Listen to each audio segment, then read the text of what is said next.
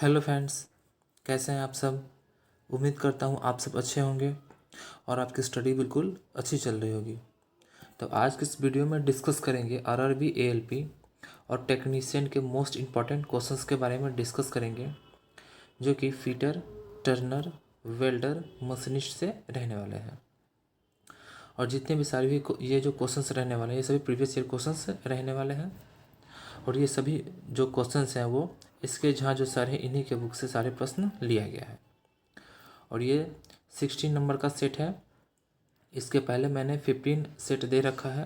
अगर आप लोगों ने नहीं देखा है तो जाकर देख सकते हैं, प्लेलिस्ट में इसका वीडियो आपको मिल जाएगा। और फ्रेंड्स, अगर आपको फ्री पीडीएफ चाहिए तो आप हमारे टेलीग्राम को ज्वाइन कर सकते हैं। टेलीग्राम का लिंक इसी वीडियो के नीचे डिस्क्रिप्शन में मिल जाएगा, वहाँ से जाकर ज्वाइन कर सकते हैं। Okay friends. तो फ्रेंड्स, अगर आपकी तैयारी पक्की होगी तो आपकी सिलेक्शन भी पक्की होगी। तो आइए अब स्टार्ट करते हैं। तो क्वेश्चन नंबर फर्स्ट है, भारतीय मानक प्रणाली में मौलिक टॉलरेंस की संख्या है। तो इसका राइट आंसर हो जाएगा ऑप्शन ए, यानी कि 18। और ये जो प्रश्न जो है 2019 में फर्स्ट शिफ्ट में पूछा गया हुआ प्रश्न है। अब जो इम्पोर्टेंट पॉइंट्स हैं उन सभी को डिस्कस कर लेते हैं। यहाँ से बहुत सारे प्रश्न पूछे जाते हैं। तो मानक प्रणाली में मौलिक मौलिक टॉलरेंस की संख्या 18 है। अगला है, टॉलरेंस के बारे में अब डिस्कस कर लेते हैं। तो साइज की उच्चतम लिमिट और न्यूनतम लिमिट के बीच के अंतर जो होता है उसी को टॉलरेंस कहते हैं। अगला है, यह हमेशा पॉजिटिव होती है और बिना किसी चिन्ह के व्यक्त की जाती है। अगला है, किसी डायमेंशन के लिए लिमिट्स दो अंतिम स्वीकृत साइज होते हैं। कौन कौन सा होता है? एक होता है हाई लिमिट होता है और एक जो होता है वो लो लिमिट होता है। अगला क्वेश्चन है क्वेश्चन नंबर सेकंड, जब किसी छोटे छेद का आकार सबसे बड़े शाफ्ट के आकार से बड़ा होता है तो उसे क्या कहा जाता है? तो इसका राइट आंसर हो जाएगा ऑप्शन ए, यानी कि क्लियरेंस फिट कहा जाता है। और ये जो प्रश्न है 2019 में फर्स्ट शिफ्ट में पूछा गया हुआ प्रश्न है। अब जो इम्पोर्टेंट पॉइंट्स हैं उन सभी को डिस्कस कर लेते हैं। यहाँ से भी बहुत सारे प्रश्न बनते हैं। तो जब किसी छोटे छेद का आकार सबसे बड़े शाफ्ट के आकार से बड़ा होता है तो उसे क्लियरेंस फिट कहते हैं। अगला है, क्लियरेंस फिट हमेशा पॉजिटिव में दिया जाता है। अगला है, जबकि इंटरफेरेंस जो फिट होता है वो निगेटिव में रहता है। अगला है, ट्रांजिशन फिट जो होता है वो पॉजिटिव और निगेटिव, यानी कि पॉजिटिव में और निगेटिव दोनों में रहता है। अगला है, क्लियरेंस फिट के उदाहरण, जैसे कि रनिंग फिट तथा स्लाइडिंग फिट होता है। अगला क्वेश्चन है क्वेश्चन नंबर थर्ड, आकार की अधिकतम सीमा और आकार की न्यूनतम सीमा के बीच के अंतर को किसके रूप में जाना जाता है? तो इसका राइट आंसर हो जाएगा ऑप्शन सी, यानी कि टॉलरेंस के रूप में जाना जाता है। और ये जो प्रश्न है 2019 में फर्स्ट शिफ्ट में पूछा गया हुआ प्रश्न है। अब जो इम्पोर्टेंट पॉइंट्स हैं उन सभी को डिस्कस कर लेते हैं। तो आकार के न्यूनतम सीमा और आकार के अधिकतम सीमा के बीच अंतर को टॉलरेंस कहते हैं। अगला है, आकार के किसी एक तरफा छूट को यूनिलेटरल टॉलरेंस कहते हैं। अगला है, जबकि आकार के दोनों तरफ छूट को बाइलेटरल टॉलरेंस कहते हैं। अगला है, टॉलरेंस हमेशा पॉजिटिव होती है और बिना किसी चिन्ह के व्यक्त की जाती है। अगला क्वेश्चन है क्वेश्चन नंबर फोर्थ, छेद आधार प्रणाली में छेद को स्थिर रखा जाता है और वांछित फिट पाने के लिए किसका आकार भिन्न होता है? तो इसका राइट आंसर हो जाएगा ऑप्शन ए, यानी कि शाफ्ट।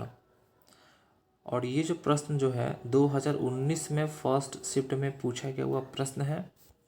अब जो इम्पोर्टेंट पॉइंट्स हैं उन सभी को डिस्कस कर लेते हैं। तो होल बेसिस प्रणाली में होल को स्थिर रखा जाता है और वांछित फिट पाने के लिए शाफ्ट का आकार भिन्न होता है।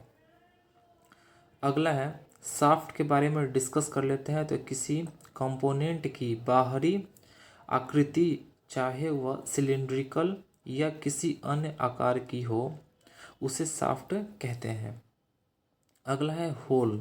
तो किसी कंपोनेंट की अंदरूनी आकृति चाहे सिलिंड्रिकल या किसी अन्य आकार के हो उसे होल कहते हैं। तो आई होप शाफ्ट और होल दोनों आपको समझ में आ गया होगा। अब अगला क्वेश्चन डिस्कस कर लेते हैं। अगला क्वेश्चन है क्वेश्चन नंबर 5। जब किसी छोटे छेद का आकार सबसे बड़े शाफ्ट के आकार से बड़ा होता है तो उसे क्या कहा जाता है? इसका राइट आंसर हो जाएगा ऑप्शन सी, यानी कि निकासी फिट कहा जाता है। और ये जो प्रश्न है 2019 में सेकंड शिफ्ट में पूछा गया हुआ प्रश्न है। अब जो इम्पोर्टेंट पॉइंट्स हैं उन सभी को डिस्कस कर लेते हैं। यहाँ से भी बहुत सारे प्रश्न पूछे जाते हैं। तो निकासी फिट यानी कि क्लियरेंस फिट कहा जाता है ऑप्शन सी के अनुसार।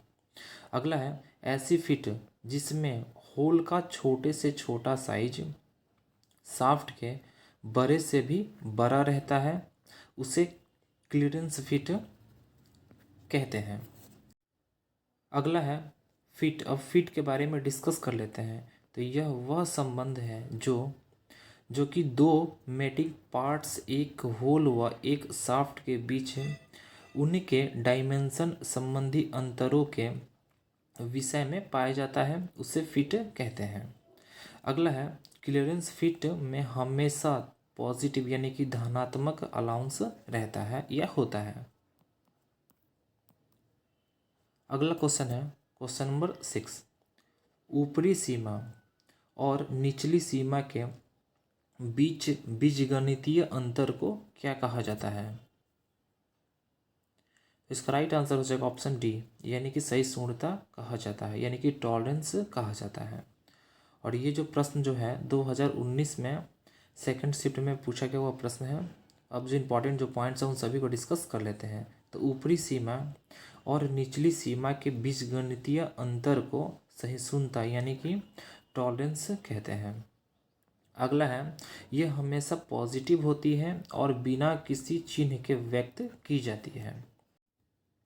अगला है लिमिट और टॉलरेंस के बीच अंतर किसी डायमेंशन के लिए लिमिट्स दो अंतिम स्वीकृत साइज यानी कि हाई और लो लिमिट्स होते हैं। अगला है किसी डायमेंशन के लिए हाई लिमिट सबसे बड़ा स्वीकृत साइज होता है। अगला क्वेश्चन है क्वेश्चन नंबर 7। भागों के तीव्र जांच के लिए डायल मुख्य से निम्नलिखित में से क्या जुड़ा होता है? तो इसका राइट आंसर हो जाएगा ऑप्शन बी, यानी कि सहिष्णुता संकेतक।